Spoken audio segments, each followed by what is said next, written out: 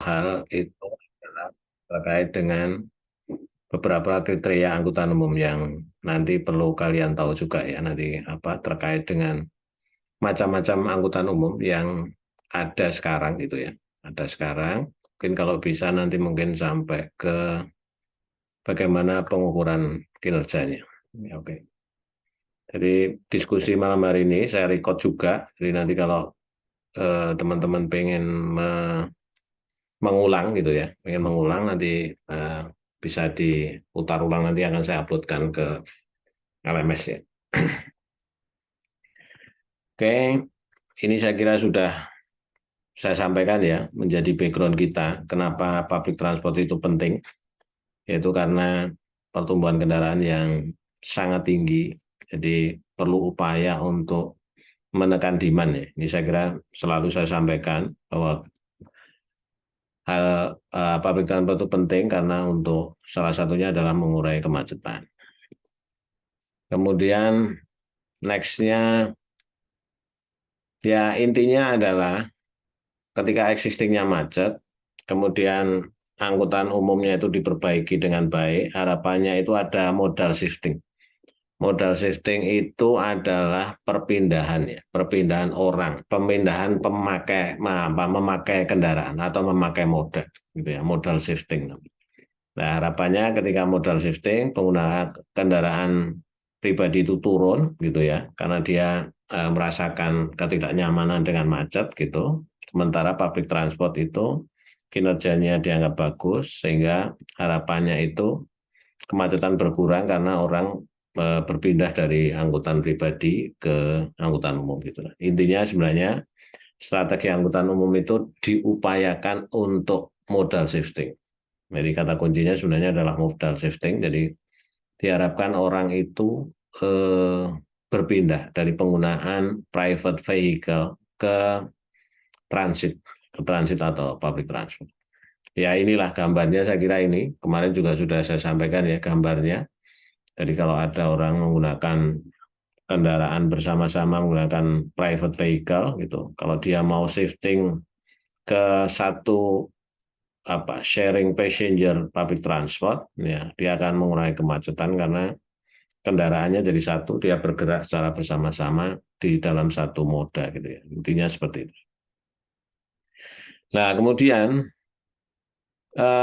angkutan umum itu di maunya sekarang ya. Sekarang itu pengklasifikasiannya itu dibagi menjadi tiga sekarang. Yang pertama adalah right of way. Berdasarkan right of way itu adalah hak guna jalannya, gitu ya. Jadi intinya adalah angkutan umum itu diklasifikasikan berdasarkan sebidang lahan tempat dia beroperasi, gitu ya.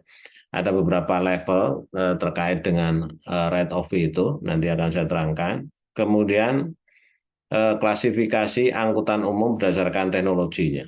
Nah, ini terkait dengan sebenarnya fitur mekanis kendaraan atau jenis rodanya. Jadi kan ada juga yang menggunakan roda rel, kemudian ada yang menggunakan roda ban karet, kemudian ada mungkin nanti masa depan itu juga akan menggunakan magnetik kan gitu. Kalau ada juga beberapa angkutan umum itu seperti kereta api magnetik kan juga sudah ada. Kemudian juga klasifikasi bisa dilihat dari jenis pelayanannya. Jenis pelayanannya itu biasanya terkait dengan rute dan perjalanan yang dilayani gitu ya. Nah, kalau dari sisi right of way itu ada tiga kategori. Ya. Ada tiga kategori. Yang pertama itu disebut dengan kategori A. Ya. Kategori A itu angkut, kemudian kategori B dan kategori C. Nah, kategori A itu adalah angkutan umum yang dia menempati bidang operasionalnya itu betul-betul terpisah dengan kendaraan yang lain. Jadi dia terpisah atau bentuknya khusus ya. Atau biasanya istilahkan dengan dedicated gitu atau rapid gitu ya. Jadi dia betul-betul terkendali penuh itu tanpa persilangan dengan jalur moda lain. Ini mungkin contohnya seperti kereta api, kemudian ada mass rapid transit dan sebagainya. Jadi jalurnya itu betul-betul jalur yang khusus untuk angkutan umum itu. Nah, angkutan umum jenis itu masuk dalam kategori A. Kategori A itu betul-betul kategori yang luar biasa lah ya kalau pemerintah bisa menyediakan angkutan umum dengan jenis kategori itu. Kemudian ada yang disebut dengan kategori B. Kategori B itu secara umum pengoperasiannya atau hak milik jalan untuk angkutan umum itu sebenarnya terpisah gitu. Tapi masih ada beberapa persilangan dengan jalur lain di bidang-bidang tertentu. Ya, nanti saya berikan contohnya juga. Kemudian ada yang angkutan umum masuk dalam kategori C. Kategori C itu eh, jalur angkutan umum itu dia itu mix atau bercampur dengan moda lain. Jadi tidak ada pemisahan antara jalur kendaraan angkutan umum public transport dengan jalur lain. Itu masuk dalam kategori C. Jadi secara umum berdasarkan right of way-nya ya, ROW. Jadi ini bukan ROW jalan, tapi ROW angkutan umum. Right of way-nya itu ada 3 kategori. Jadi kategori A, B, dan C. Ya. Yang tertinggi itu adalah kategori A, gitu ya. Dia terpisah penuh. Nah ini sebagai contoh yang disebut kategori A, itu ada beberapa. Mungkin kalau sekarang di Jakarta kan baru ada ya public transport baru namanya KCIC ya. Nanti teman-teman bisa mungkin cek di websitenya, yaitu kereta cepat Indonesia Cina yang jalurnya itu adalah dari Jakarta ke Bandung. Itu masuk dalam kategori A. Jadi dia betul-betul dedicated, mempunyai line sendiri. Dia tidak tumpang tindih dengan line yang lain. Jadi ini biasanya bentuknya adalah biasanya rel gitu ya. Rel atau sifatnya itu apa namanya? Ya pokoknya terpisah lah ya. Tapi umumnya itu bentuknya itu seperti kereta api. Jadi kalau umpamanya contoh di London itu namanya tube ya. Tube itu adalah kereta api bawah tanah yang dia betul-betul dedicated, dirancang jalurnya itu memang khusus untuk eh, kereta api itu gitu ya. Jadi di beberapa negara atau di ibu kota negara yang sudah maju itu eh, sudah rata-rata sudah memiliki lah ya yang betul-betul masuk dalam kategori A itu yang dedicated lah, lainnya itu dedicated. Jadi dia betul-betul terpisah dengan moda lain. Ini contoh beberapa contoh juga. Nah, teman-teman mungkin bisa eh, cari juga ya, browsing di internet. Contoh beberapa kategori A angkutan umum. Ini bahkan di Bangkok ya itu sudah didesain untuk bisa di bawah itu beberapa beberapa apa layer gitu ya, beberapa layer atau beberapa tingkat angkutan umum. Ya. Kalau di Indonesia memang ada agak kesulitan karena eh, terkait dengan muka air tanah ya. Muka air tanah kita kan banyak yang dangkal juga kalau di ibu kota seperti Jakarta, muka air tanahnya kan cukup dangkal. Jadi ketika digali itu kan akan ketemu dengan muka air tanah. Ini contoh kategori A. Kemudian kalau kategori B tadi disampaikan bahwa ada beberapa bagian itu yang masih bersilangan dengan jalur lain. Nah, kalau di Jakarta ya contoh paling gampang itu adalah Transjakarta. Kalau ini yang sebelah bawah ini ada di Kolombia ya. Contoh di Kolombia. Jadi ada beberapa jalur memang dia eh, intersection dengan jalur lain. Bahkan ini ada intersection dengan jalur apa namanya pedestrian ya. Ini contoh pedestrian gitu ya. Jadi dia masih ada tumpang tindih dengan jalur lain. Contoh ini juga yang sebelah kiri juga seperti itu. Jadi dia hanya diberikan tanda bahwa dia jalurnya dia itu di daerah yang hijau-hijau ini, tapi dia masih mix ya dengan kendaraan lain, tapi terpisah dengan apa rambu atau penanda gitu ya. Ini kategori B gitu. Nah ini contoh. Nah ini kalau di beberapa negara ya di Hong Kong kalau nggak salah ini. Jadi kalau di sana ya memang jalur ini kosong ya. Ini jalur untuk angkutan umum ya, jalur merah ini. Nanti private vehicle itu memang dia akan menggunakan jalur mereka sendiri. Jadi dia tidak menggunakan jalur untuk angkutan umum. Walaupun kondisinya secara fisik itu, physically itu dia masih bercampur antara kendaraan angkutan umum dengan private vehicle. Ini contoh untuk kategori B. Nah, kategori C ini yang masih banyak di Indonesia. Kategori C itu kendaraan umum itu mix dengan private vehicle atau kendaraan yang lain. Di Hong Kong pun juga masih ada ya, contohnya di sebelah kanan atas, dia tidak memiliki jalur sendiri, tapi dia bercampur dengan kendaraan pribadi yang lain atau lalu lintas yang lain. Sebelah kanan bawah itu contoh namanya Trans Jogja ya. Trans Jogja itu bercampur dengan kendaraan yang lain. Nah, kategori kendaraan umum ini sebenarnya eh, mencerminkan efektivitas dari kinerja dari angkutan umumnya gitu. Kinerja itu kan bisa diukur dari contoh namanya ketepatan waktu. Jadi kalau yang mix seperti kategori C ini, secara umum kinerja waktunya itu kurang baik gitu, karena ketika private vehicle itu stuck dengan kemacetan, angkutan umum itu juga akan stuck dengan kemacetan. Jadi pasti akan sama lah ya kinerja dengan angkutan umum dengan private vehicle. Tapi kalau yang kategori A dan B itu mungkin cukup handal ya apa namanya kinerjanya karena dia terpisah dari lalu lintas yang lain. Jadi ini kategori C ya. Jadi ada tiga kategori teman-teman terkait dengan right of way-nya. Kemudian berdasarkan teknologinya itu sebenarnya juga banyak. Jadi ada berbagai macam jenis angkutan umum.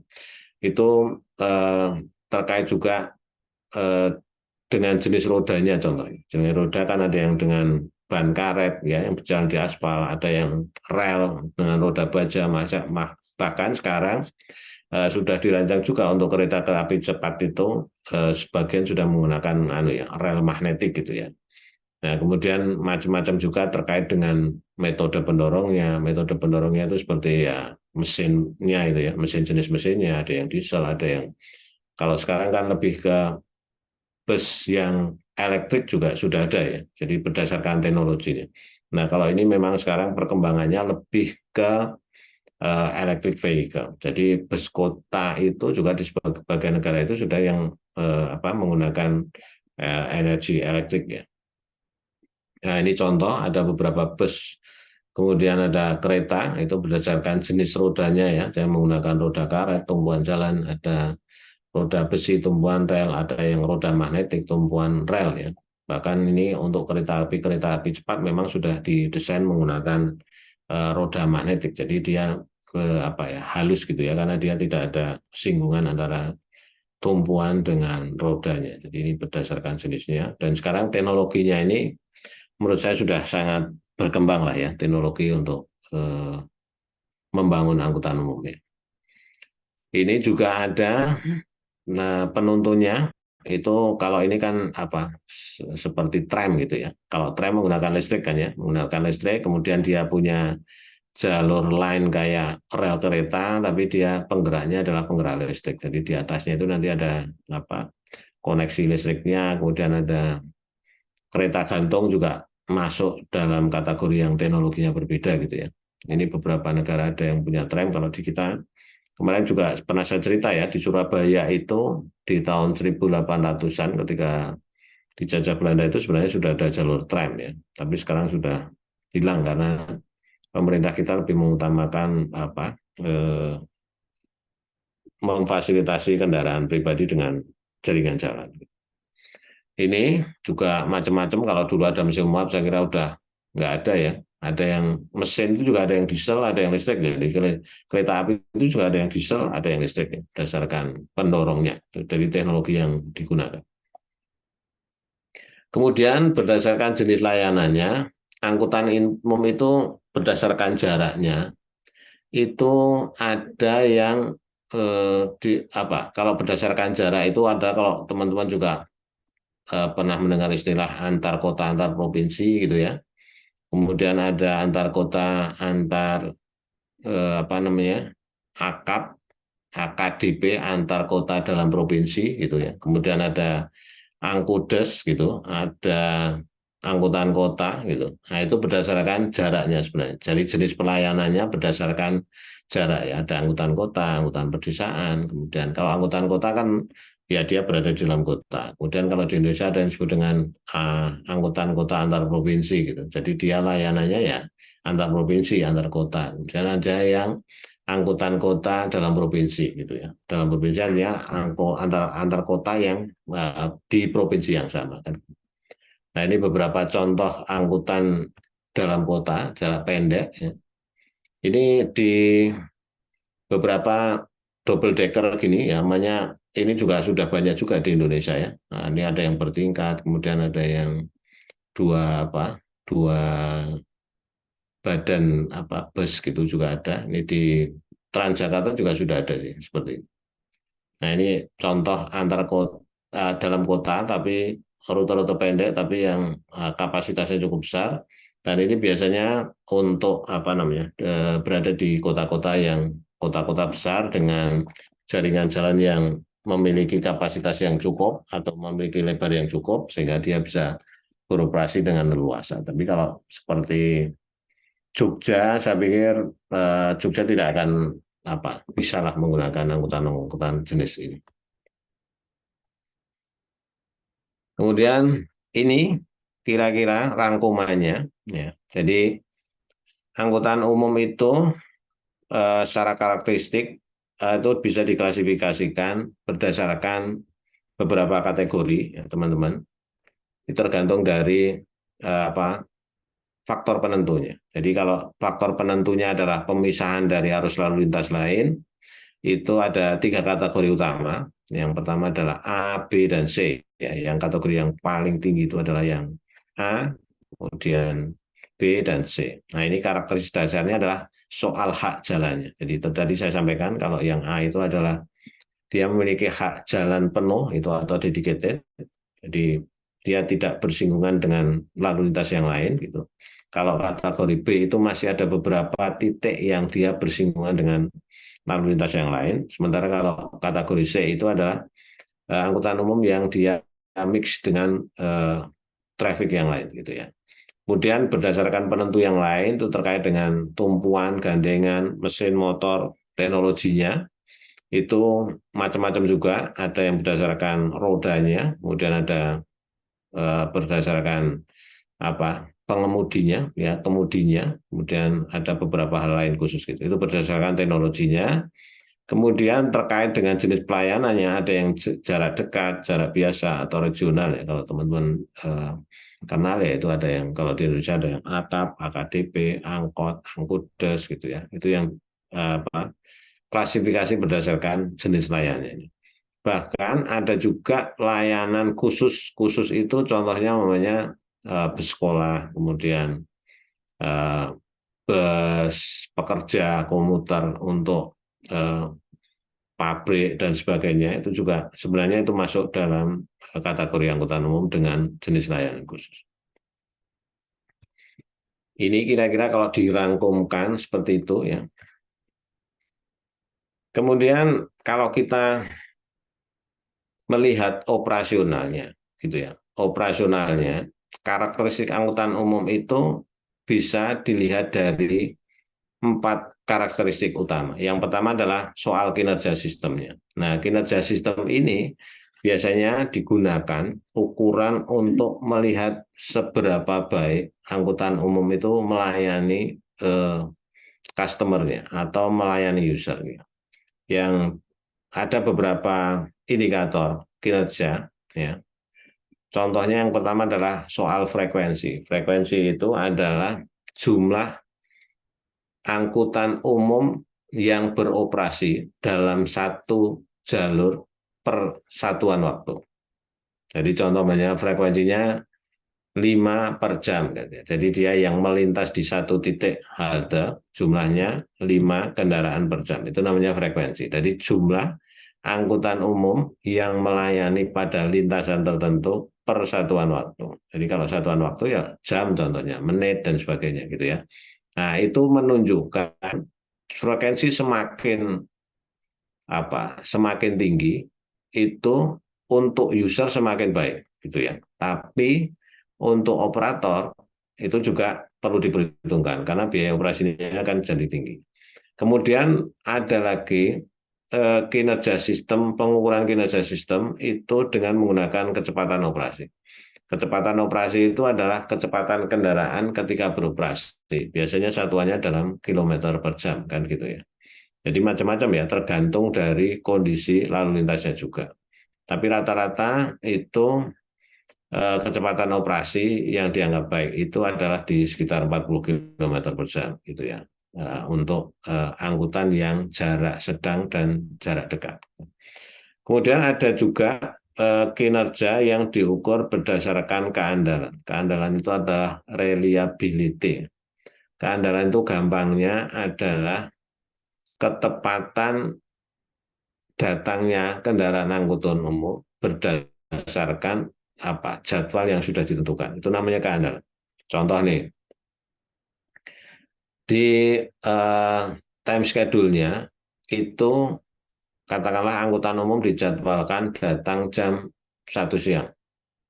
Nah, yang disebut keandalan itu adalah ketika satu angkutan umum itu datang di jadwal itu, dia itu bergeser lebih cepat atau lebih lambat berapa lamanya gitu ya, berapa waktunya.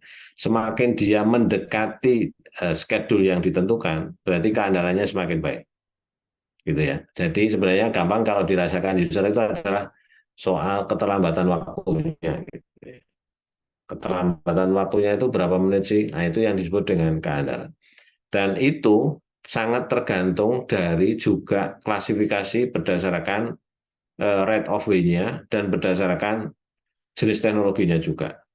Jadi contoh namanya, kalau angkutan umum itu pada kategori A, dia pasti akan memiliki keandalan yang sangat baik, gitu ya. Karena dia jalurnya itu betul-betul dedicated atau dia memiliki jalur tersendiri. Tapi angkutan umum yang pada kategori C itu pasti tingkat keandalannya tidak akan lebih baik daripada yang angkutan umum dengan kategori B atau A, gitu ya. Nah, keandalan sendiri itu tergantung juga, itu juga bisa menentukan user itu bersedia atau tidak naik angkutan umum. Jadi kalau di Indonesia contoh di Jogja saja lah. Di Jogja itu kan kategorinya C itu. Ketika ada time schedule-nya schedule-nya di halte gitu ya, katakanlah bus dengan lajur 1A gitu. Tiba di halte tertentu itu katakanlah di jam 7, kalau dia sampai molornya 15 menit atau 30 menit, berarti kan keandalannya ya sekitar 15 sampai 30 menit itu. Orang akan malas dia naik ketika harus nunggu itu. Nah, itu yang disebut keandalan. Jadi, seberapa dekat eh, target, seberapa dekat waktu kedatangan angkutan umum itu terhadap jadwal yang telah ditentukan. Itu namanya keandalan. Kemudian ada lagi ukuran kinerja yang lain adalah soal faktor keselamatan. Nah, kalau faktor keselamatan itu biasanya terkait dengan infrastruktur safety. Ya, mungkin tambahan lagi kalau sekarang adalah soal crime. Crime itu adalah soal kejahatan di angkutan umum. Kalau keselamatan itu adalah terkait biasanya ukurannya adalah jumlah kecelakaan per satuan waktu tertentu. Ada enggak gitu. Kalau di dunia itu sebenarnya yang tingkat kecelakaannya paling kecil itu adalah pesawat terbang ya. Pesawat terbang. Kalau angkutan umum public transport yang jaringan jalan itu termasuk tingkat kecelakaannya termasuk tinggi. Kemudian yang selanjutnya ukuran kinerja yang lain adalah kapasitas produktif. Kapasitas produktif itu adalah jumlah user yang bisa diangkut dalam satu satuan waktu. Jadi malnya gini, angkutan umum itu ketika dia katakanlah 5 frekuensi gitu ya, 5 frekuensinya 5 kali per jam, itu kira-kira bisa mengangkut berapa sih jumlah orangnya gitu ya, per satuan waktu. Jadi per jam itu kalau ada orang 5.000 di satu titik, bisa nggak terangkut dalam 1 jam? Itu namanya kapasitas produktif. Ya, jadi berapa jumlah user yang bisa terangkut dalam satu satuan waktu gitu. Jadi 1 jam itu dia bisa menyelesaikan atau mengangkut sejumlah penumpang itu berapa sih? Itu yang disebut dengan kapasitas produktif. Kemudian ada lagi ukuran karakteristik angkutan umum itu berdasarkan tingkat pelayanannya. Nah, kalau tingkat pelayanannya itu biasanya ini adalah apa? Dirasakan oleh user ya, dirasakan oleh user terkait biasanya soal kenyamanan, keamanan gitu ya. Itu yang biasanya dirasakan oleh user. Nah, tingkat pelayanan ini biasanya pengukurannya itu menggunakan pengukuran persepsi dari pengguna, gitu ya, persepsi dari pengguna. Jadi kalau teman-teman banyak baca juga ada beberapa jurnal terkait dengan apa tingkat pelayanan angkutan umum. Nah, ini yang disebut dengan tingkat pelayanan itu. Jadi momennya angkutan umumnya itu ber-AC, kemudian apa nyaman, kemudian ada musiknya, bersih, clean dan sebagainya gitu ya. Nah, itu yang disebut dengan tingkat pelayanan berdasarkan persepsi dari penggunanya. Kemudian karakteristik itu juga bisa dilihat dari dampak yang ditimbulkan dari operasi angkutan umum. Memang sebaiknya harapannya operasi angkutan umum itu berdampak secara positif ya terhadap lingkungan. Tapi juga bisa jadi angkutan umum itu berdampak negatif juga terhadap lingkungan, bisa jadi ya. Contoh makanya angkutan umum yang menggunakan teknologi masih lama gitu ya. Dia akan menghasilkan polusi yang lebih banyak daripada private vehicle mungkin malah ya, justru seperti itu. Namanya ada angkutan umum yang tidak ramah lingkungan dan sebagainya. Itu juga mungkin dampaknya akan negatif ya dibandingkan dengan private vehicle. Nah, itu juga bisa diukur berdasarkan dampaknya. Kemudian karakteristiknya itu juga bisa diukur berdasarkan biaya. Ya. Biaya investasi. Jadi kalau investasi itu berarti biasanya yang memikirkan adalah regulatornya. Regulator itu pemerintah dalam hari ini. Kemudian bisa diukur juga dengan biaya operasional kendaraan. BOK itu adalah biaya operasional kendaraan. Nah, ini variabel-variabel ini, teman-teman sekalian, itu adalah variabel-variabel yang biasanya digunakan untuk mengukur karakteristik dari angkutan umum itu. Ya, memang sebaiknya semua variabel ini bisa terpenuhi standar yang diharapkan ya, standar yang diharapkan suatu kinerja itu dianggap baik gitu. Ya, jadi ini karakteristik angkutan umum bisa dilihat dari berbagai sudut ya, mulai dari kinerja sistemnya, tingkat pelayanannya, dampak serta biayanya. Ini ya sebenarnya tadi penjelasan dari itu gitu ya. Jadi ada dari frekuensi, kecepatan operasi, keandalan gitu ya. Kemudian keselamatan tadi ini ada yang highlight warna merah itu. Contohnya per 1000 per 100 juta penumpang kilometer itu berapa sih yang yang kecelakaan sampai meninggal, luka-luka dan sebagainya. Ya, kemudian kapasitas jaringan tadi sudah saya sampaikan ada kapasitas produktif dan sebagainya, gitu ya. Kemudian ada soal tambahan ini utilisasi itu ada rasio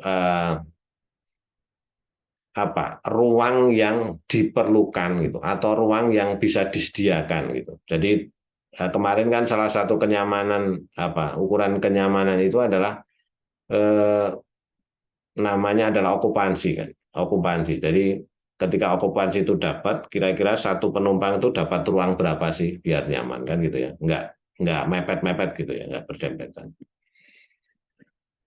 Kemudian ini tadi tingkat pelayanan. Nah, kalau di bahasa Inggrisnya itu biasanya orang menyebut namanya level of service. Jadi merupakan ukuran keseluruhan karakteristik pelayanan yang mempengaruhi penggunanya. Jadi ini biasanya tadi yang saya sampaikan adalah dirasakan oleh pengguna atau persepsi dari pengguna. Ya, pengguna kira-kira yang dirasakan pengguna itu seperti apa sih gitu ya tingkat pelayanannya. Dalam bahasa Inggris disebut dengan level of service. Ini elemen tadi ya, Mas, sudah saya sampaikan juga tadi secara umum. Nanti ini materinya akan saya uploadkan ke LMS ya untuk menambah pengetahuan kalian. Kemudian ini dampak tadi, ya, dampak angkutan umum yang tadi ada positif dan negatif. Nah, dampak positifnya jelas bahwa ketika angkutan umum itu berkinerja baik, kemudian masyarakat itu akan melakukan modal shifting tadi, jadi berpindah dari angkutan pribadi ke angkutan umum, pasti akan kemacetan berkurang. Ketika kemacetan berkurang, dampak lanjutannya adalah positifnya adalah pencemaran udah berkurang, estetika berubah dan sebagainya. Ya. Yang kemarin saya sampaikan juga pencemaran itu tidak hanya udara, suara, tapi juga pencemaran visual gitu ya, polusi visual juga ada gitu ya. Kemudian dampak jangka panjangnya itu ketika kemacetan itu berkurang, kemudian orang itu nyaman menuju ke suatu wilayah tertentu, tentunya ketika wilayah itu jadi kehidupannya nyaman dan sebagainya, akan ada perubahan nilai lahan kan gitu. Dampaknya nilai lahan. Kemudian nilai lahan jadi tinggi karena orang jadi senang hidup di situ dan sebagainya. Kegiatan ekonominya akan semakin membaik. Kemudian akan terjadi juga perubahan bentuk-bentuk fisik dan lingkungan sosial. Orang akan gini, contoh namanya, ketika orang itu menggunakan private vehicle sendiri-sendiri, gitu, orang itu kan cenderung lebih individual, gitu ya. Tapi kalau ketika dia berinteraksi di angkutan umum, ya paling tidak mungkin, gitu ya. Orang itu akan interaksi sosialnya akan jauh lebih baik daripada orang-orang yang dia itu menggunakan private vehicle kan gitu. Jadi ketika apa eh, interaksi sosialnya itu berubah, diharapkan masyarakatnya kan jadi menjadi lebih baik. Tapi itu pasti dampak yang panjang gitu ya. Kemudian terkait dengan biaya investasi itu biasanya harus disediakan oleh pemerintah gitu ya. Nah, memang yang menjadi permasalahan di pemerintah itu adalah biaya investasi angkutan umum itu memang cukup tinggi, ya, infrastrukturnya.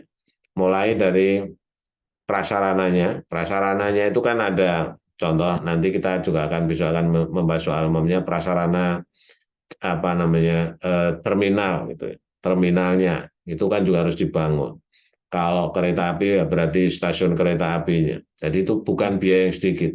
Kemudian membangun prasarana jalurnya.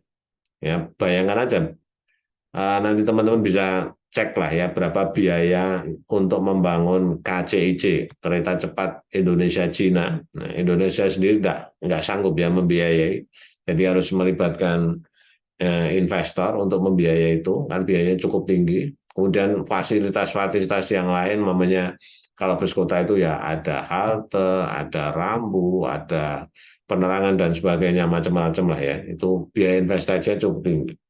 Kemudian juga ada biaya yang diakibatkan adanya operasi dari angkutan umum yang disebut dengan biaya operasional kendaraan. Itu juga tidak murah ya. Mungkin saya pernah cerita, Trans Jogja itu setiap tahun itu harus disubsidi sekitar 9 miliar oleh pemerintah.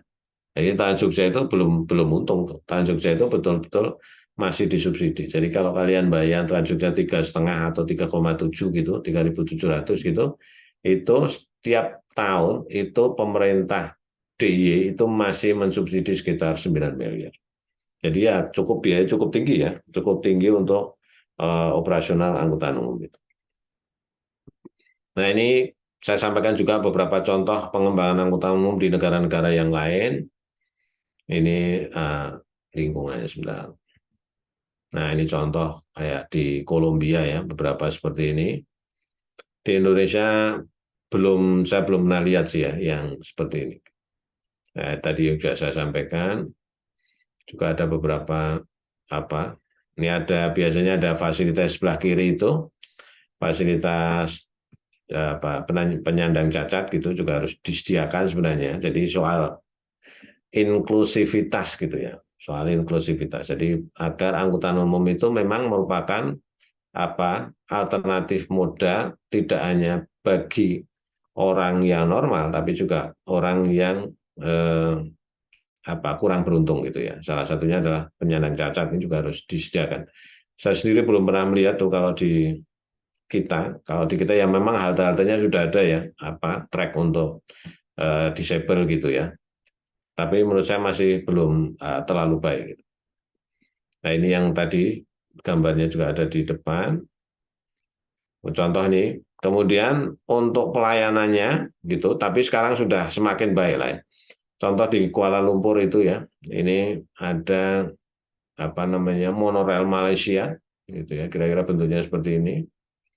Ini contoh junction-junctionnya. Kemudian ada station-stationnya juga seperti ini. Saya pikir di Jakarta juga sudah banyak yang seperti ini ya sekarang. Memang sekali-kali nanti perlu juga main-main ke Jakarta untuk melihat apa namanya eh, kira-kira public transport di kota besar kita itu seperti apa gitu ya. Ini contoh di Kuala Lumpur ya. Kemudian, nah ini contoh. Saya pikir di Jakarta juga sudah ada, sudah banyak terbangun sekarang seperti ini. Kira-kira seperti ini. Nah, jadi kalau orang apa angkutan umumnya nyaman, pasti akan apa ya cenderung apa tertarik untuk modal shifting tadi itu ya, modal shifting. Nah ini kira-kira di dalam keretanya seperti ini gitu ya. Oke, seperti itu. Nah, kemudian ini juga bentuk kenyamanan lain soal internet booking. Nanti coba teman-teman, mungkin kemarin saya sudah sampaikan belum ya, untuk melihat beberapa website ya, website yang bisa di apa kita apa ambil pelajarannya terkait dengan pelayanan angkutan umum. Salah satu yang menurut saya website yang cukup baik itu adalah First Bus di apa di UK. Ya, kemarin mungkin sudah saya sampaikan juga. Jadi ada First Bus kalau di UK itu ada apa pengelola angkutan umum disebut dengan First Bus itu apa eh, informasi yang ada di internet itu sangat luar biasa. Jadi orang itu betul-betul ketika mau melakukan perjalanan itu sudah bisa apa plan perjalanannya itu sudah bisa dilihat lewat websitenya gitu ya. Jadi ketika kita berangkat tuh betul-betul yakin busnya itu akan datang jam berapa, kita jalan kaki ke haltenya itu berapa menit, kemudian di sana harus nunggu berapa menit, nah, kedatangan busnya itu jam berapa, kemudian sampai tujuan itu kira-kira jam berapa, kemudian sampai tujuan akhirnya kita harus berjalan kaki berapa uh, menit dan sebagainya itu sudah ada, gitu. Itu sudah cukup baik. Kemudian sistem pembayarannya juga sudah cukup baik. Nah, saya memang belum pernah melihat di Indonesia ada website angkutan umum yang cukup baik, termasuk di Transjakarta ya. Itu saya belum melihat yang cukup baik. Mungkin besok lah pertemuan yang selanjutnya saya akan bahas juga terkait dengan pelayanan internet dan terkait dengan angkutan umum. Ini beberapa apa Airport Express. Airport Express itu yang khusus memang angkutan umum yang khusus untuk melayani bandara. Di kita sebagian sudah ada, contoh di Yogyakarta International Airport di apa Kulon Progo ya.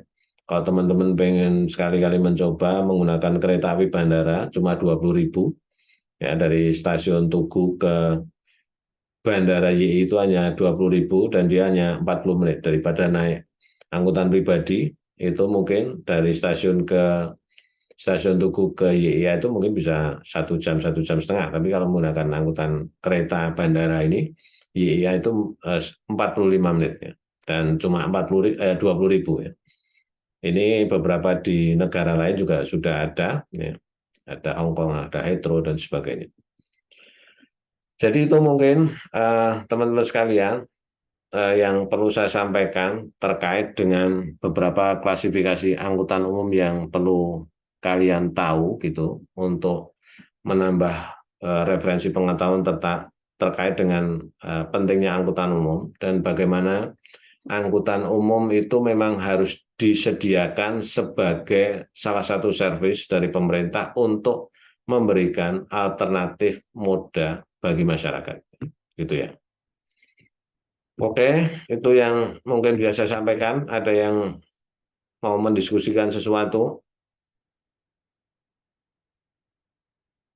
Cukup, ngantuk? Ya, oke.